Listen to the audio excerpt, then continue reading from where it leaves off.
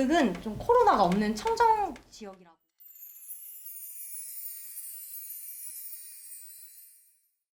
극지에 있는 기지 사람들한테는 정말 큰 위험이 될 것 같아요. 네. 그래서 저희도 이제 코로나가 발생하기 전에도 남극에 갈 때는 항상 그런 감기 바이러스를 굉장히 조심했었거든요. 네네. 그러니까 보통 남극은 바이러스가 없는 곳이라고 알려져 있지만 그 기지 안은 굉장히 따뜻하고 사람들끼리 밀접 접촉을 많이 하기 때문에 바이러스가 금세 퍼집니다. 금세. 네. 네, 그래서 허가를 받은 사람들만 네. 지금 가고 있고요. 아, 작년에는 파괴대원이라고 하는데 저같이 짧게 가는 사람들은 허가가 거의 안 났어요. 1년 내내 갈 사람들만 네네. 허가를 받아서 인천에서부터 배를 타고 남극까지 갔었죠.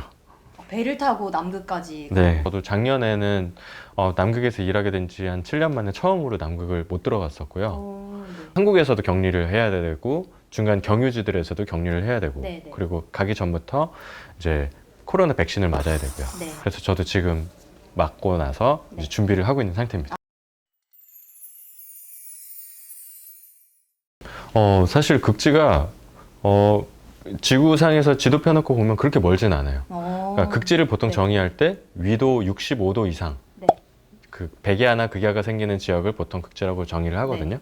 근데 우리나라가 위도상으로 한 37도, 38도 되잖아요. 네. 그러니까 위도 한 30도 정도만 쭉 올라가면은 바로 북극에 닿을 수 있는 거죠. 많이 멀진 않네요. 네. 그래서 우리나라 겨울철 새들, 네. 겨울에 이제 바닷가 가면 볼 수 있는 제갈매기라는 새가 있는데 네. 그 녀석들은 항상 북극에서 번식을 하고 겨울이면 따뜻한 한국을 찾아서 왔다가 이렇게 왔다 갔다 하는 애들이에요. 네, 네. 그리고 그런 동물들을 통해서 우리가 좀 몇 가지 겪었던 게 있는데요. 조류독감. 네. 우리나라에서도 한때 되게 문제가 됐었잖아요. 맞아요. 근데 그 조류독감이 사실은 북극 지역에 살고 있는 조류를 통해서 퍼진 거다라는 연구 결과들이 많이 있었습니다. 네. 그래서 극지에서 어떤 바이러스나 이런 게 발생이 되면 네.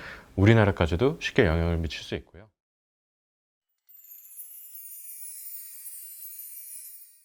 개인적으로 할 수 있는 것도 많지만 사실 제가 점점 더 많이 알아갈수록 느끼는 게 네. 이거는 개인이 해결할 수 있는 문제가 아니구나. 네. 이건 정부에서 우리나라만의 노력으로도 근데 또 안 되고 네. 국제적으로 그렇죠. 정말 다 같이 힘을 네. 합쳐서만 해야 되는 거구나라는 생각을 많이 하거든요. 네.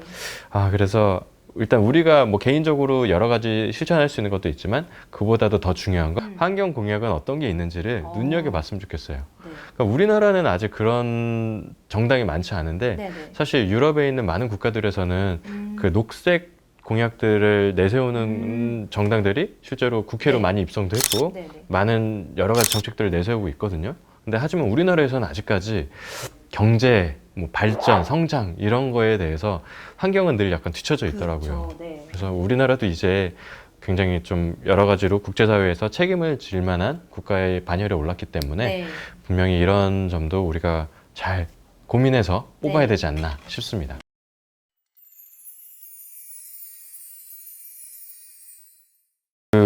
남극 연구자들은 국제적으로 교류를 굉장히 많이 하고요. 네. 오히려 독자적으로 연구하는 게 별로 없어요. 네. 특히나 남극 기지들은 한 곳에 많이 모여 있는 경우가 많거든요. 네. 특히 세종과학기지 근처에는 한 10개국에서 기지들을 다 세워놨기 때문에 네. 남극의 맨하탄이라고도 불려요. 굉장히 북적북적한 곳이다 라는 의미에서.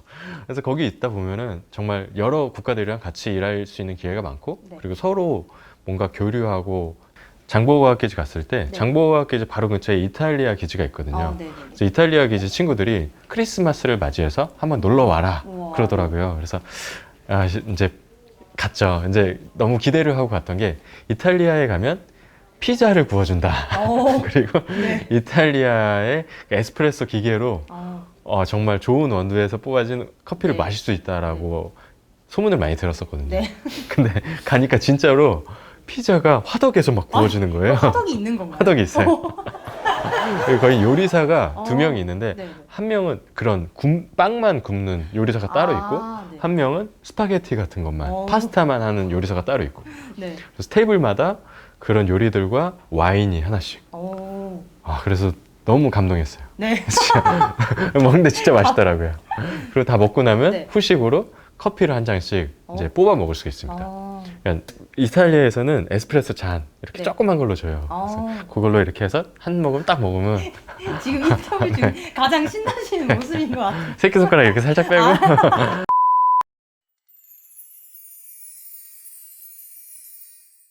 연구 얘기로 들어가서 우리가 이번에 어떤 연구를 하고 있는데 너네는 어떤 연구를 하고 있냐. 네. 서로 이걸 우리가 같이 어떻게 하면 공동 연구를 잘 해볼 수 있을까. 네네네.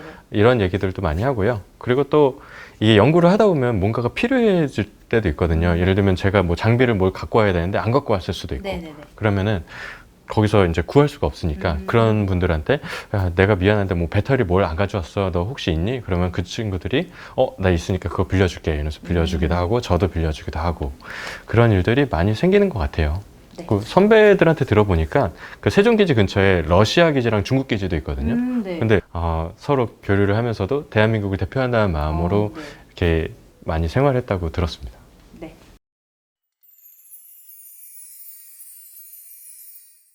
저는 뭐 직업적으로는 어렸을 때부터 꿈꿔왔던 일을 하고 있기 때문에 뭐 거기에 대해서는 크게 더 바라는 점은 없는데요. 네. 좀 더 해보고 싶은 거는 좀 더 펭귄에 대해서 잘 알아가는 거. 그러니까 동물을 연구하는 사람들의 공통적인 아마 꿈일 것 같은데 그 동물을 어떻게 하면 더 잘 이해하고 더 잘 알아가고 그래서 궁극적으로는 어떻게 하면 이 동물을 보호할 수 있을까에 네. 대해서 늘 고민을 많이 하게 돼요. 네. 그래서 이게 제가 아직 펭귄에 대해서 알고 있는 거는 정말 이만큼밖에 안 되거든요. 그리고 펭귄을 연구하게 된 지도 그렇게 오래 안 됐고 근데 만약에 이거를 장기적으로 연구를 하면서 어느 정도 데이터가 쌓인다면 조금 더 펭귄에 대해서 얘기할 수 있지 않을까. 뭐 예를 들면 펭귄은 어떻게 잠을 잘까? 펭귄은 어떻게 네. 길을 찾아다닐까? 이런 것도 아직 사람들은 몰라요. 네. 그러니까 그런 것들 하나하나 알아가는 게 제 목표이자 꿈입니다. 펭신 박사 이원영 박사님과 네. 함께하는 인터뷰 여기서 마치겠습니다. 마지막으로 팽아 한 번만. 네, 알겠습니다. 하나, 둘, 셋. 팽아. 팽아.